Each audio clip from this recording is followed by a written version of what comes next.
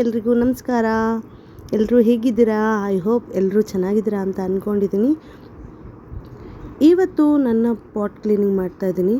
Pot ಅಂತೂ ತುಂಬ ಬಿಸಿಲು ಬೇರೆ ಇತ್ತಲ್ಲ, ಬಿಸಿಲಿಂದ ಗಿಡ ಎಲ್ಲ ಒಣಗೋಗಿ ಹುಲ್ಲೆಲ್ಲ ಬೆಳ್ಕೊಂಬಿಟ್ಟಿತ್ತು. ಸ್ವಲ್ಪ ಮಳೆ ಬೇರೆ ಬಂತಲ್ಲ, ಅದಕ್ಕಾಗಿ ಎಲ್ಲ ಹುಲ್ಲೆಲ್ಲ ಚೆನ್ನಾಗಿ ಬೆಳ್ಕೊಂಬಿಟ್ಟಿತ್ತು. ಸೊ ಹಾಗಾಗಿ ಎಲ್ಲ ಪಾಟ್ ಒಣಗಿದ ಗಿಡಗಳನ್ನೆಲ್ಲ ತೆಗೆದು ಬೇರೆ ಗಿಡಗಳನ್ನ ನೆಡೋಣ ಅಂತ ಹೇಳಿಬಿಟ್ಟು ಕೆಲವೊಂದಿಷ್ಟು ನರ್ಸರಿಯಿಂದ ಕೂಡ ಗಿಡಗಳನ್ನ ತೊಗೊಂಡು ಬಂದಿದೆ. ಸೊ ಅದನ್ನು ರೀಪಾಟಿಂಗ್ ಮಾಡೋಣ ಅಂತ ಹೇಳಿಬಿಟ್ಟು ತೊಗೊಂಡು ಬಂದಿದ್ದೀನಿ.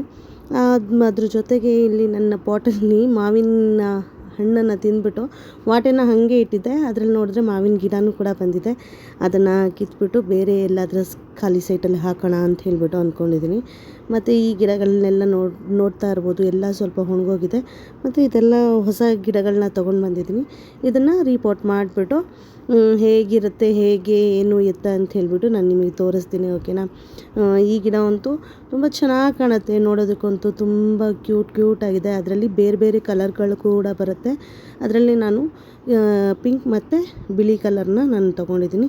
ಇಲ್ಲಿ ನೋಡಿದ್ರಲ್ಲ, ಇದು ಟೆರೆಸ್ ಮೇಲಿರುವಂಥ ಪಾಟ್ಗಳು ಎಲ್ಲ. ಇದರಲ್ಲಿ ಟೊಮೆಟೊ ಗಿಡಗಳನ್ನೆಲ್ಲ ಹಾಕಿದೆ, ನೀವು ಕೂಡ ನೋಡಿರ್ಬೋದು ಅಂತ ಅನಿಸುತ್ತೆ. ಹಾಗಾಗಿ ಇದೆಲ್ಲ ಹೆಂಗೆ ಎಷ್ಟೊಂದು ಹುಲ್ಲೆಲ್ಲ ಬೆಳ್ಕೊಂಬಿಟ್ಟಿದೆ.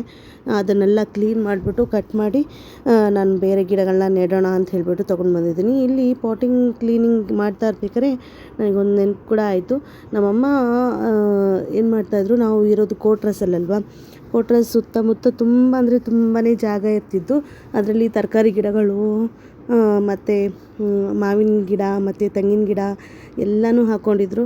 ತುಂಬ ಅಂದರೆ ತುಂಬ ಚೆನ್ನಾಗಿ ಅವ್ರ ಗಿಡಗಳನ್ನ ನೋಡ್ಕೋತಾಯಿದ್ರು. ನೋಡ್ಕೊಳ್ಳೋದ್ರ ಜೊತೆಗೆ ಹಸುಗಳ ಕಾಟ ಕೂಡ ಇರ್ತಿತ್ತು. ಒಂದೊಂದು ಸರಿ ಹಸುಗಳ ಕಾಟದಿಂದ ಅವರು ಗಿಡಗಳು ಬೆಳೆಸೋದೇ ಬೇಡ, ಹಾಗೆ ಇದ್ಬಿಡಲಿ ಅಂತ ಹೇಳಿ ಕೂಡ ತುಂಬ ಸರಿ ಅಂತ ಅಂದ್ಕೊಂಡಿದ್ದಾರೆ.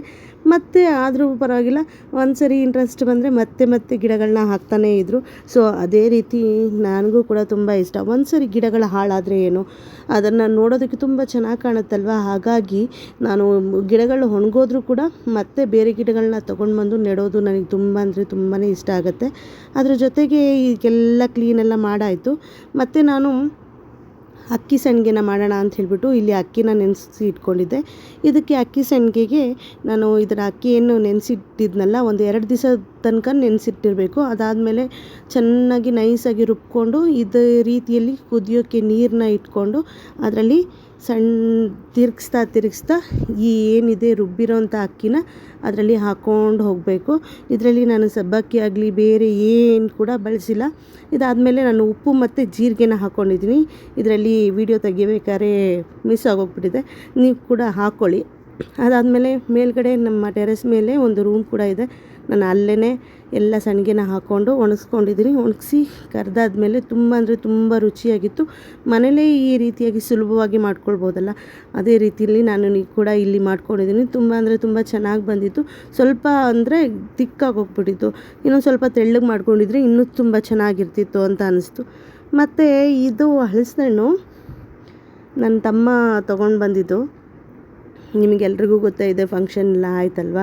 ಫಂಕ್ಷನ್ ಟೈಮಲ್ಲಿ ಇದನ್ನು ನಮ್ಮ ತಮ್ಮ ತೊಗೊಂಡು ಬಂದಿದ್ದು.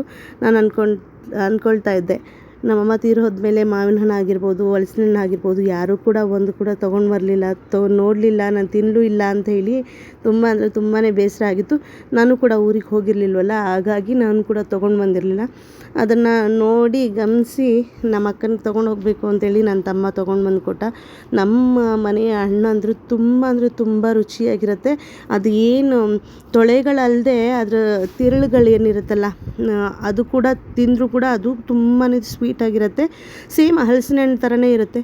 ನಮಗಂತೂ ಒಂದು ಹಣ್ಣಲ್ಲಿ ಅಂದರೆ ಒಂದು 70ರಿಂದ 100 ತೊಳೆಗಳು ಸಿಗುತ್ತೆ ಅಷ್ಟೇ.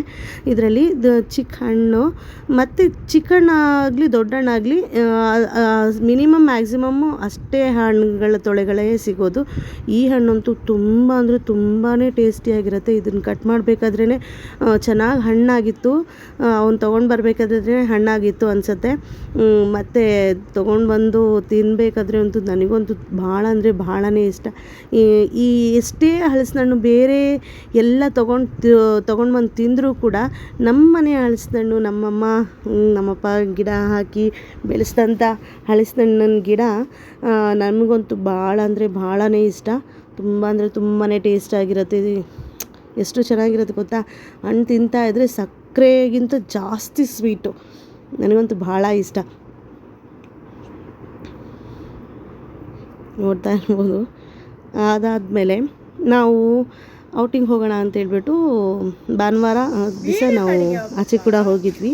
ಹೋದ ಭಾನುವಾರ ಈ ನಾಯಿ ಮರಿ ನೋಡಬೇಕು, ಯಾರು ಹೋಗ್ತಾರೋ ಎಲ್ಲಿ ಹೋಗ್ತೀವೋ ಅಲ್ಲಿ ಕೈ ಅಂದರೆ ನಮಸ್ಕಾರ ಮಾಡೋ ರೀತಿಲಿ ಮಾಡಿ ಅಲ್ಲಿ ಬಿಸ್ಕೆಟು ಚಾಕ್ಲೇಟು ಅಂದರೆ ಬಿಸ್ಕೆಟು ಚಿಪ್ಸು ಇದನ್ನೆಲ್ಲ ಹಾಕ್ತಾರಲ್ಲ. ಸೊ ಹಾಗಾಗಿ ಅಲ್ಲಿ ಹಾಕೋರಿಗೆ ಅವ್ರ ಹಿಂದೆನೇ ಹೋಗ್ಬಿಟ್ಟು ನಮಸ್ಕಾರ ಮಾಡ್ತಾಯಿತ್ತು. ನನಗಂತೂ ತುಂಬ ಅಂದರೆ ತುಂಬಾ ಇಷ್ಟ ಆಗೋಯಿತು. ಅದಾದಮೇಲೆ ನಾವು ಸ್ವಲ್ಪ ತೆಗೆದಂಥ ಪಿಕ್ಗಳು. ಮತ್ತು ಇಲ್ಲಿ ನಾವು ಹೋಗಿದ್ದಂಥ ಹೋಟೆಲ್ ಯಾವುದಪ್ಪ ಅಂತ ಹೇಳಿದ್ರೆ ನಿಮಗೆ ಗೊತ್ತಿರ್ಬೋದು, ಬೆಳ್ಳುಳ್ಳಿ ಕಬಾಬ್ ಮಾಡ್ತಾರಲ್ಲ ಚಂದ್ರು ಅವ್ರ ಹೋಟ್ಲಿಗೆ. ತುಂಬಾ ಅಂದರೆ ತುಂಬಾ ಟೇಸ್ಟಿಯಾಗಿ ಮಾಡಿದರು ಕೂಡ. ಅವರು ಕೂಡ ಅಡುಗೆ ಎಲ್ಲ ತುಂಬ ಚೆನ್ನಾಗಿರುತ್ತೆ.